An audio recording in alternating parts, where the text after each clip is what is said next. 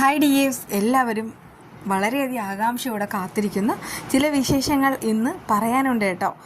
എന്തായാലും നമുക്ക് ആ വിശേഷം എന്താണെന്ന് ഇന്ന് തന്നെ അറിഞ്ഞാലോ?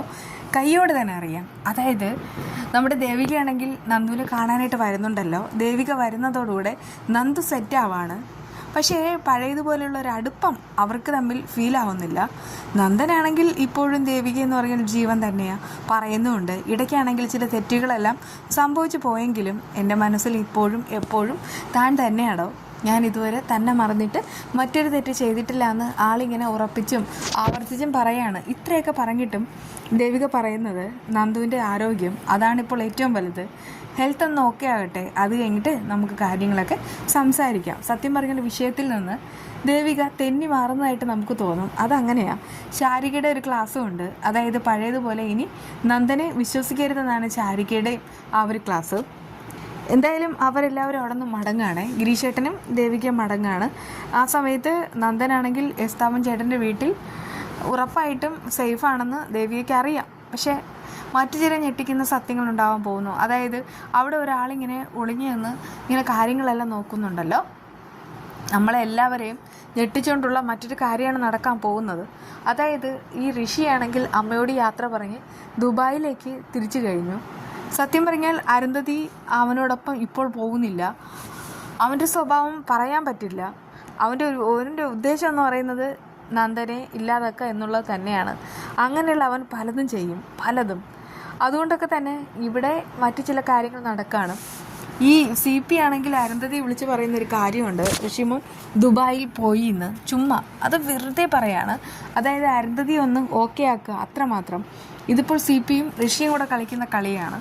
അതായത് തൽക്കാലത്തേക്ക് ഋഷി ഇങ്ങനെ മാറി നിൽക്കും. അരുന്ധതി വിളിക്കാമെന്നൊക്കെ പറഞ്ഞെങ്കിലും നോക്കിക്കോ, ഋഷിയാണെങ്കിൽ ഈ അരുന്ധതിയെ കബളിപ്പിക്കും. അവനിങ്ങനെ മറങ്ങി നിൽക്കുന്നതിനൊരു കാരണമുണ്ട്. നന്ദനോടുള്ള ആ ഒരു പക അതൊരിക്കലും അവൻ അവസാനിക്കുന്നതല്ല. അവൻ ദുബായിൽ പോയാൽ പിന്നെ കഥ എങ്ങോട്ട് പോകും? അവൻ പിന്നെ ദുബായിൽ പോയി രക്ഷപ്പെടുകയല്ലേ ചെയ്യുന്നത്.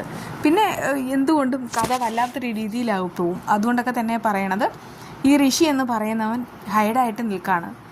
അങ്ങനെ ആ അജ്ഞാതരാണെങ്കിൽ താൻ അറിഞ്ഞ ആ ഒരു കാര്യങ്ങൾ മുഴുവനും എസ്താവൻ ചേട്ടൻ്റെ വീട്ടിലാണെങ്കിൽ ദേവികയും ഗിരീഷും വരുന്നതും മുരളിയും ദേവികയും വരുന്നതും പിന്നെ അവരകത്തേക്ക് പോകുന്നതും കുറേ കഴിഞ്ഞിട്ട് ദേവിക തിരിച്ചു പോകുന്നു. അതുകൊണ്ട് തന്നെ നന്ദനകത്തുണ്ടെന്നുള്ള ആ ഒരു രഹസ്യം ഈ ഋഷിയെ അറിയിച്ചു കഴിഞ്ഞു.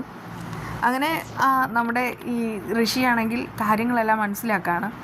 അവരാണെങ്കിൽ അവിടെ നിന്ന് ഈ നന്ദനെ തട്ടിക്കൊണ്ട് പോകാനായിട്ട് വരികയാണ് കേട്ടോ.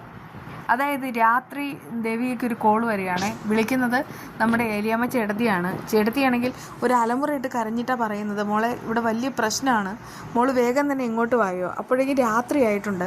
അവൾക്ക് പെട്ടെന്ന് അങ്ങോട്ട് പോകാൻ കഴിയില്ല, എത്രയും വേഗം തന്നെ വരണം. അത്രയും ഭയാനകമായ കാര്യം നടന്നത്.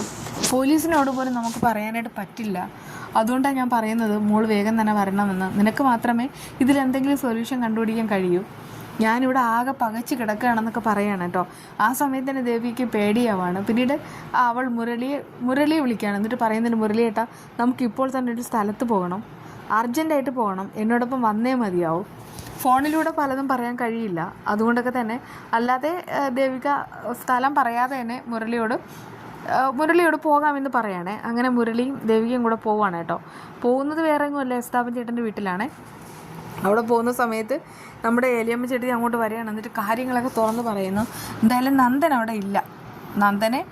നന്ദനെയാണെങ്കിൽ അവിടെ നിന്ന് കൊണ്ടുപോയിട്ടുണ്ട്. കുറേയേറെ അക്രമസംഖ്യകൾ അവിടെ വന്നിട്ടാണെങ്കിൽ എസ്താപ്പൻ ചേട്ടനെ വെട്ടിയിട്ടിട്ടുമുണ്ട്. എസ്താപ്പൻ ചേട്ടൻ ബ്ലഡിലൊക്കെ ഇങ്ങനെ കുഴഞ്ഞു കിടക്കുകയാണ്.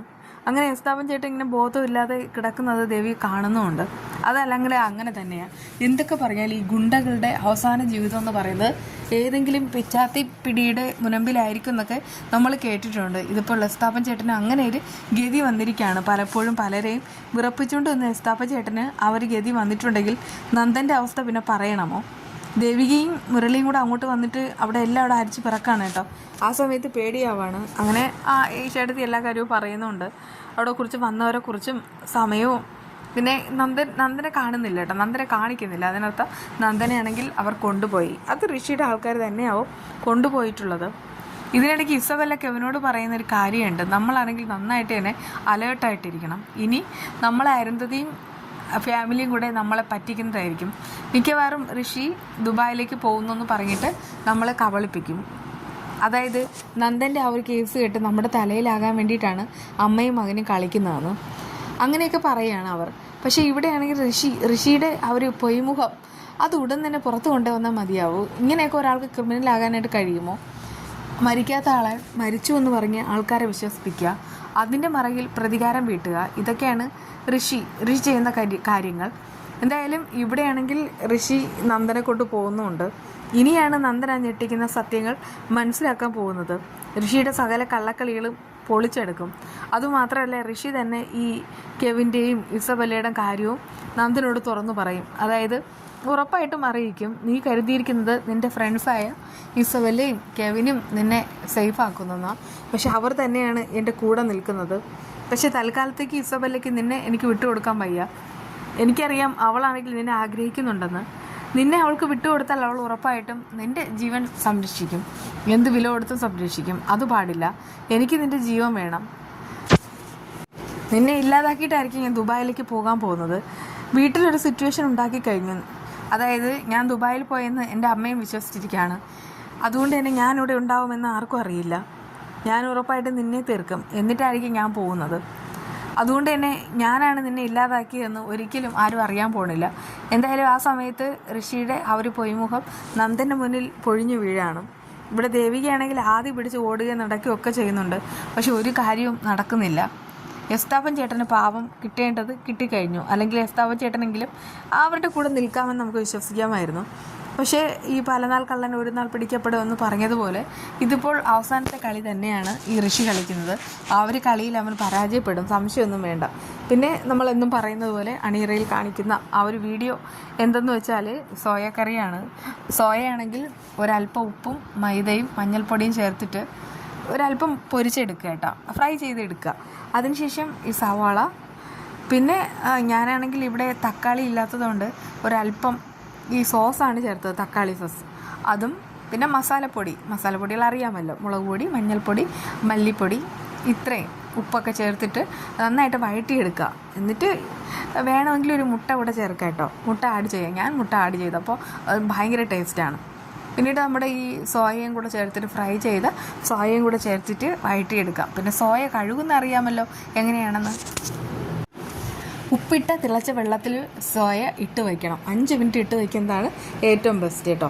അപ്പോൾ പിന്നെ നിങ്ങൾക്ക് വേറൊരു ടിപ്പ് പറഞ്ഞു തരാം. സോയ ഫ്രൈ ചെയ്യുന്നതിന് മുൻപ് നമ്മളാണെങ്കിൽ ആ വെള്ളം ഉണ്ടല്ലോ, ആ സോയയിലെ വെള്ളം മുഴുവനും പിഴിഞ്ഞ് കളയണം കേട്ടോ. അല്ലെങ്കിൽ പിന്നെ അത് നന്നായിട്ട് ഫ്രൈ ആവില്ല. ആ ഒരു വെള്ളവും എണ്ണയും കൂടെ ആകുമ്പോൾ വല്ലാതെ കുഴ കിടക്കും. അങ്ങനത്തെ ഒരു പരുവാണ്. ഇനിയിപ്പോൾ ഇങ്ങനത്തെ വീഡിയോ ഒക്കെ ഇടാതെ എനിക്ക് നിർവാഹമില്ല, അതുകൊണ്ടാണ് കേട്ടോ. അപ്പോൾ ഇന്നത്തെ റിവ്യൂസും കാര്യങ്ങളൊക്കെ ഇഷ്ടമായെന്ന് കരുതുന്നു.